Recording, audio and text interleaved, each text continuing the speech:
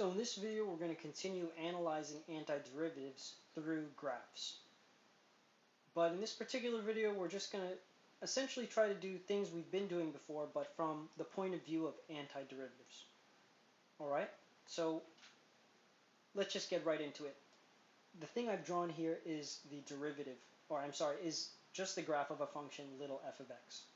Okay? This green graph that I've drawn is the graph of a function little f of x. And we're going to want to do two things in this example. The first thing is we're going to want to shade in the area of the shade in the change in the antiderivative of little f of x. Okay, so this red function that I have drawn here, capital F, it's an antiderivative of little f. Why? Because when you take the derivative of capital F, you get little f back.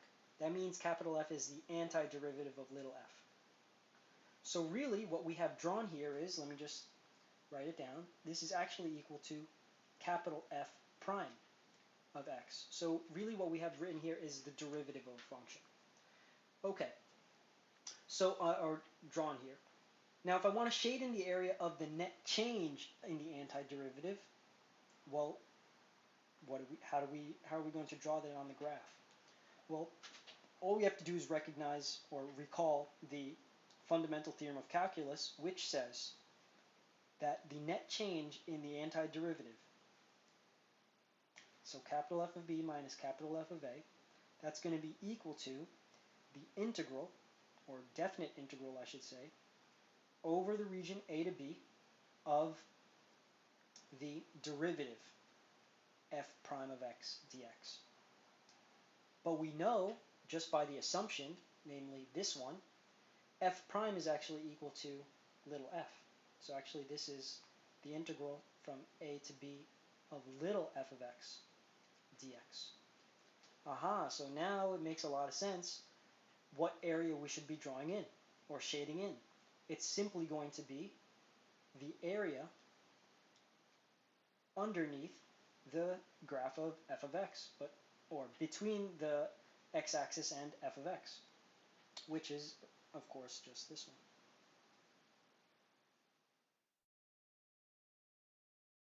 one. Okay, so that is actually f of b minus f of a, right? Because that's how these two things are related. So, that's that. Just the one more remark. Notice that the graph of little f of x goes underneath the x-axis. So this is the x-axis here. Goes underneath the x-axis. So actually, that number f of capital F of b minus capital F of a is actually a negative number. Okay, just wanted you to notice that. But let's move on to part B. So part B asks this right here. Draw a line that represents this particular value. What is that value? Capital F of b minus f of a, capital F of a, but divided by b minus a. And of course, capital F is the same thing. It's the antiderivative of little f, which is the green function. Now, what should you be thinking whenever you see this? You should automatically be thinking, well, this is an antiderivative, so I know there's an integral involved. And look, I'm dividing by the length of the interval, so that must have something to do with average value. And indeed, it is. That's exactly an average value. So f of b, so let me just draw a line here.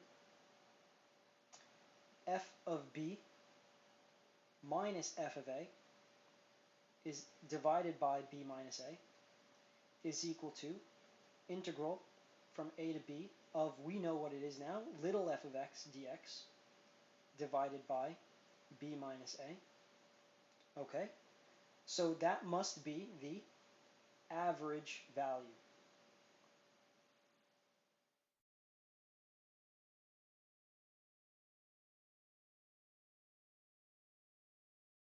Of little f of x. And of course, over the interval a comma b. Okay? So that's what that is. It's the average value of f of x, little f of x over a b. But we actually want to sort of approximate it. And look what we're going to do here. So we know that that average value is related to the integral, but we're just going to divide by the length of the interval b minus a. So what is that thing? Well, we've already shaded in that area. So what's a good approximation of that area? Well, look, I'm just going to draw a line. Check this out. Okay? And this line, this vertical line from B, and then this horizontal line across from A to B. Well, guess what? That looks like a triangle. So when I shade in this area, why should this triangle be a good approximation of the green area? Well, look, in half of the triangle, in a way, some of the area is actually under-approximated or underestimated by the orange area, right? So this orange triangle is missing this part. I'll do this in white. So you see it misses this part. But it also overestimates this part.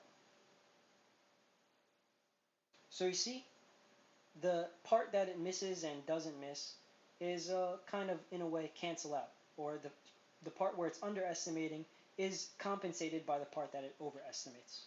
So the orange triangle is a good approximation of the green area. And so, but what's the actual area of that triangle? Well, it's easy. It's just going to be 1/2 times the base. But what's the base? It's b minus a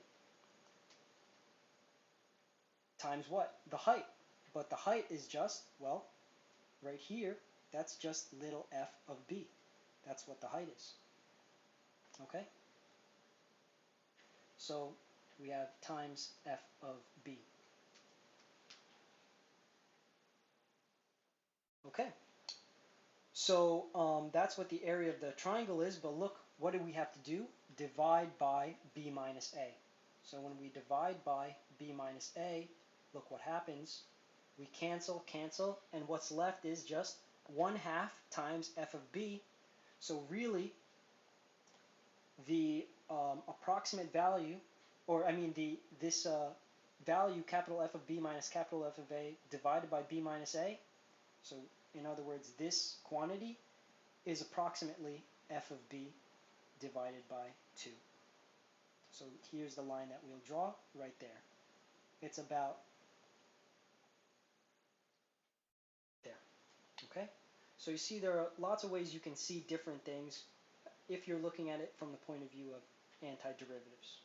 So for example, you can look at average values in this way, and you can look at, for example, net change in the antiderivative through the area of its derivative, area under the curve of the derivative.